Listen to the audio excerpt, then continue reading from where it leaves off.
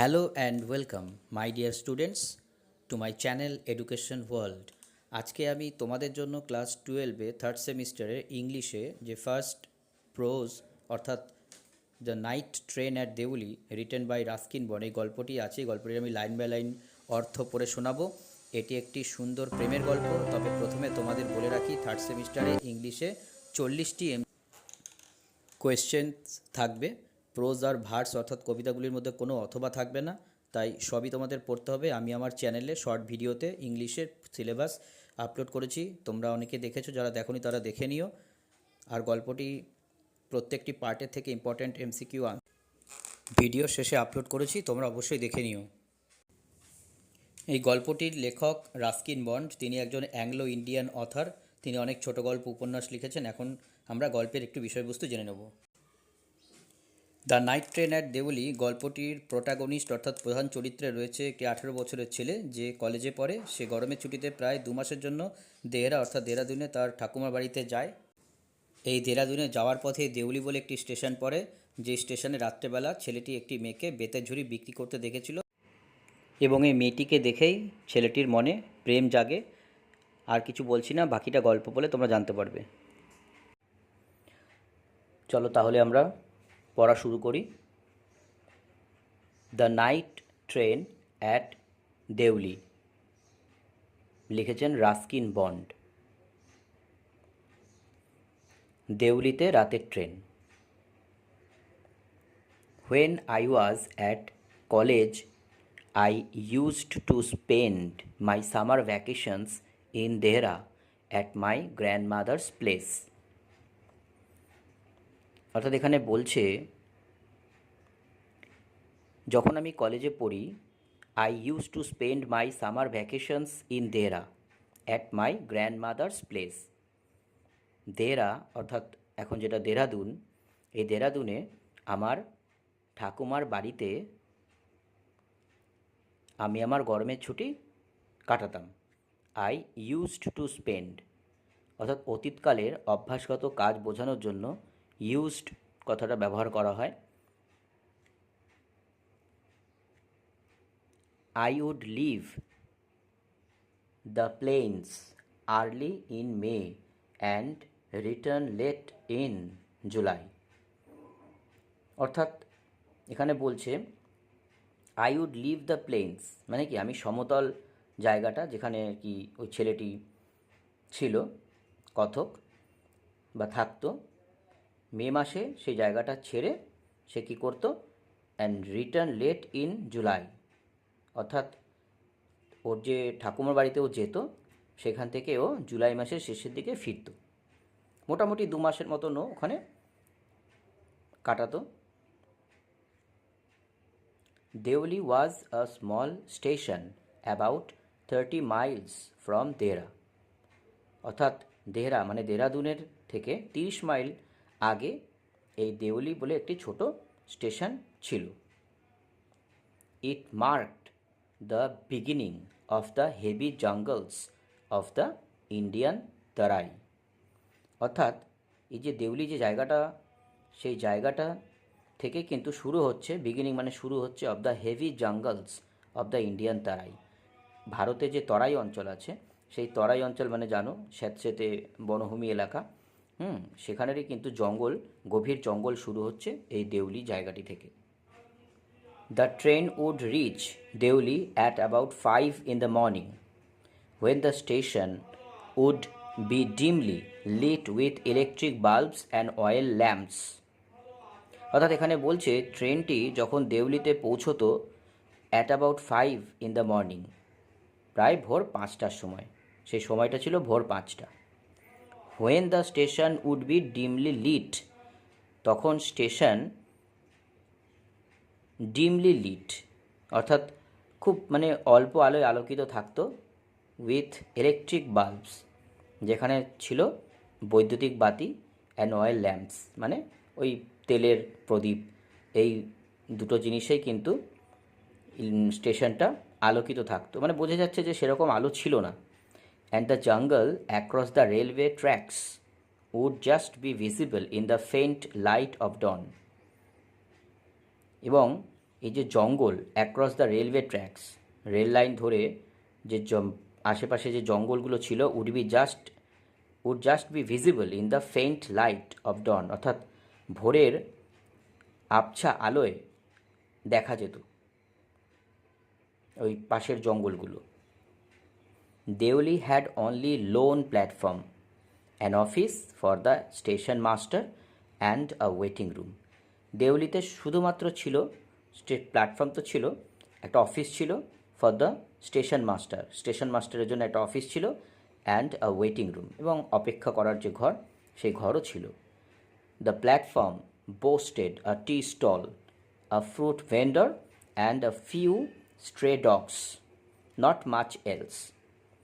প্ল্যাটফর্মটায় boasted a tea stall, boasted মানে কি বলো তো? বোস্টেড মানে অ্যাকচুয়ালি গর্ব করা।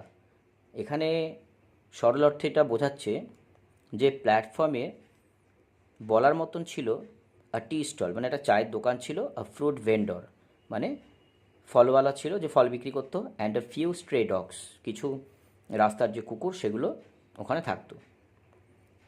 ঠিক আছে, নট মাচ এলস, এর থেকে আর বেশি কিছু ছিল না। Because the train stopped there only for 10 minutes before rushing on into the forests.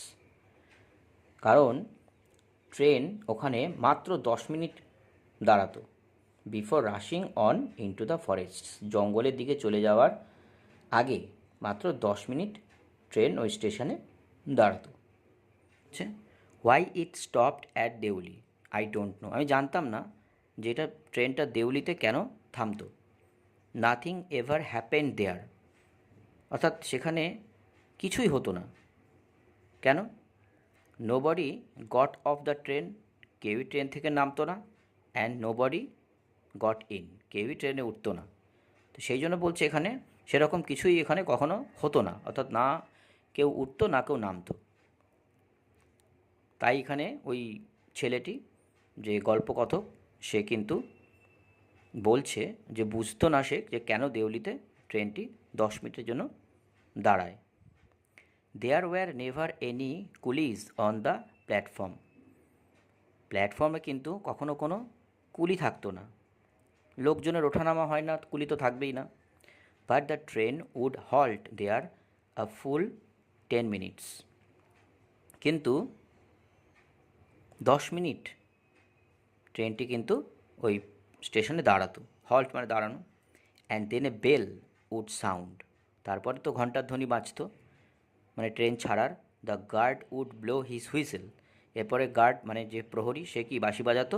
And presently Deoli would be left behind and forgotten, and presently মানে সাথে সাথেই Deoli would be left behind and forgotten, অর্থাৎ ট্রেনটি তো দেউলি ছেড়ে যেত, তাই বলছে যে দেউলিকে কি ট্রেনটি ছেড়ে যেত এবং ভুলে যেত। জঙ্গলের মধ্যে দিয়ে চলে যাচ্ছে ট্রেনটা ছেড়ে, স্টেশনটা ছেড়ে, কাজেই মনে রাখার কথা না। I use to wonder what happened in Deoli, আমি অবাক হতাম ভেবে হোয়াট হ্যাপেন্ড ইন দেউলি, যে দেউলিতে কী হতো। বিহাইন্ড দ্য স্টেশন ওয়ালস, যে স্টেশনের যে মানে ঘেরাটোপ আছে তার চারপাশে কী এমন হতো এটা ভেবে কিন্তু ছেলেটি খুব অবাক হয়ে যেত। I always felt sorry for that lonely little platform, আমি সবসময় মন খারাপ করতাম for that lonely little platform, সেই ছোট্ট নিঃসঙ্গ যে প্ল্যাটফর্মটি দেউলি, তার জন্য আমি মন খারাপ করতাম, মানে তার মন খারাপ হতো। And for the place that nobody wanted to visit, এবং এটা এমন জায়গা ছিল এখানে কিন্তু কেউই যেতে চাইতো না, অর্থাৎ ফাঁকা চারিদিকে জঙ্গল, একটা সেই জন্যই প্ল্যাটফর্মে কোনো লোকের আনাগোনা নেই, আর তার মধ্যে আবার 10 মিনিট দাঁড়াতো, সেই হিসেবেই ছেলেটি বলছে আর কি মন খারাপ করতো। কারণ একটা প্ল্যাটফর্ম মানে আমরা আশাই করতে পারি লোকের আনাগোনা হবে, কেনা বেচা হবে, সেখানে তো এরকম আশা করাই যায়, কিন্তু এরকম যেহেতু দেখা যেত না তাই ছেলেটি মন খারাপ হচ্ছে।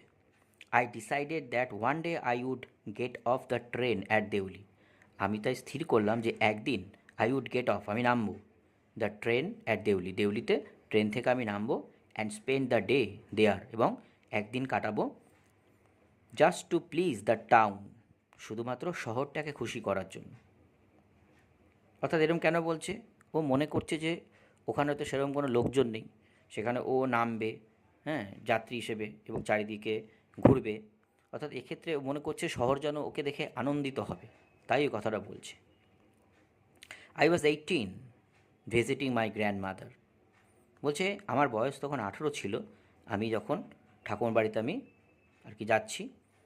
And the night train stopped at Deuli, এবং সেই যে রাত্রেবেলা যে ট্রেনটা সেটা কিন্তু দেউলিতে থামলো।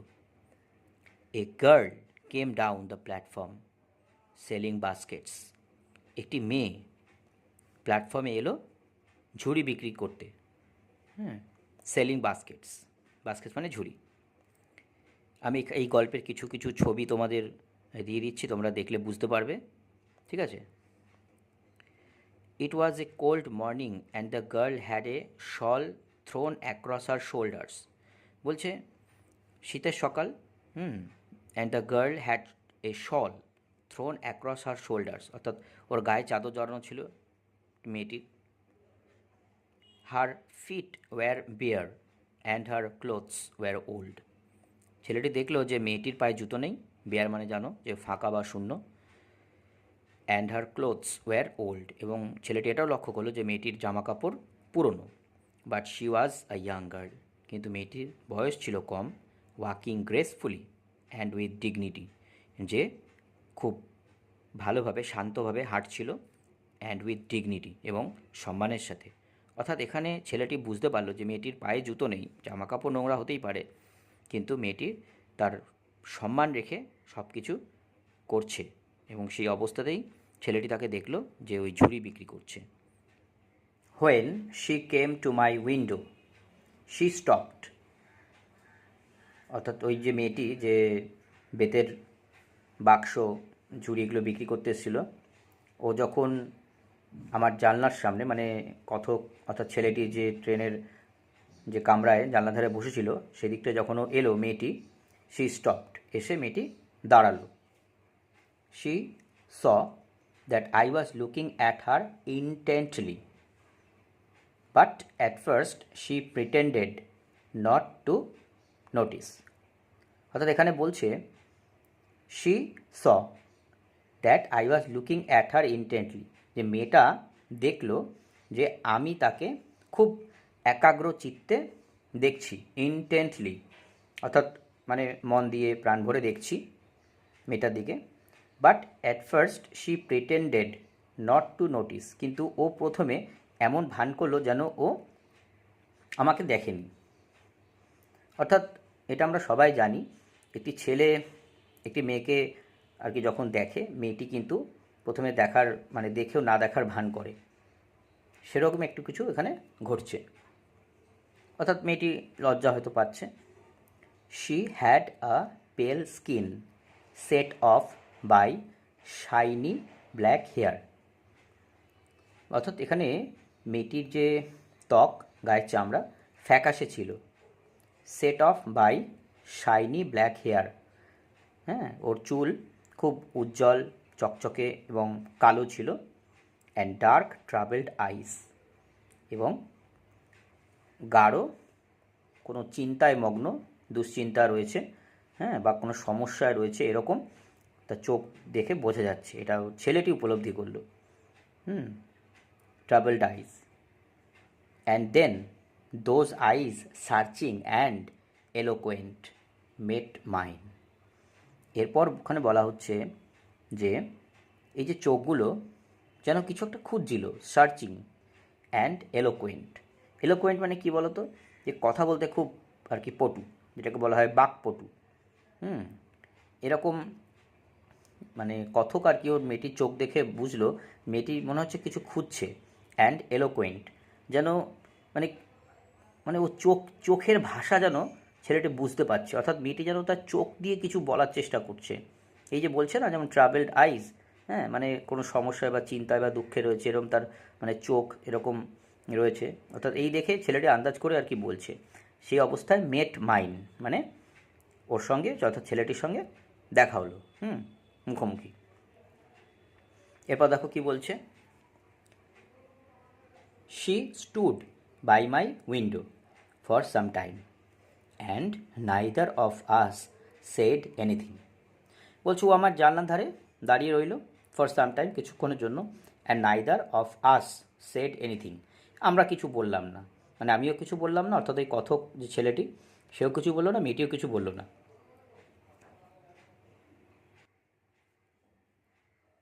But when she moved on I found myself leaving my seat and going to the carriage door and stood waiting on the platform looking the other way. এরপর ছেলেটি বলছে, but when she moved on, যে মেয়েটি যখন এগোতে লাগলো, I found myself leaving my seat, আমি আমার জায়গা ছেড়ে উঠলাম, and going to the carriage door, ওই যে কামরার যে দরজা, সেই দরজার ওখানে আমি গেলাম, and stood waiting on the platform, এবং প্ল্যাটফর্মে নেবে আমি অপেক্ষা করলাম, লুকিং দ্য আদার ওয়ে, অন্যদিক তাকিয়ে, উদ্দেশ্য তো মেয়েটি ছিল, মেয়েটিকে দেখার জন্যই নামলো, অন্যদিকে তাকিয়ে ও ওয়েট করতে লাগলো ছেলেটি। I walked across to the tea stall, আমি এরপর যে চায়ের দোকান ছিল সেদিক বরাবর আমি হাঁটতে লাগলাম। A kettle was boiling over on a small fire, কথক বলছে যে চায়ের দোকানের যে আমি দিকে এগোতে লাগলাম, সেখানে একটি কেটলি বা কেটেল যেটা আমরা বলি, যে ওখানে কী হচ্ছে, অল্প আগুনে তার মধ্যে জল ফুটছিল। But the owner of the stall was busy, কিন্তু এই যে দোকানের যে মালিক, চায়ের দোকানের মালিক, সে কিন্তু ব্যস্ত ছিল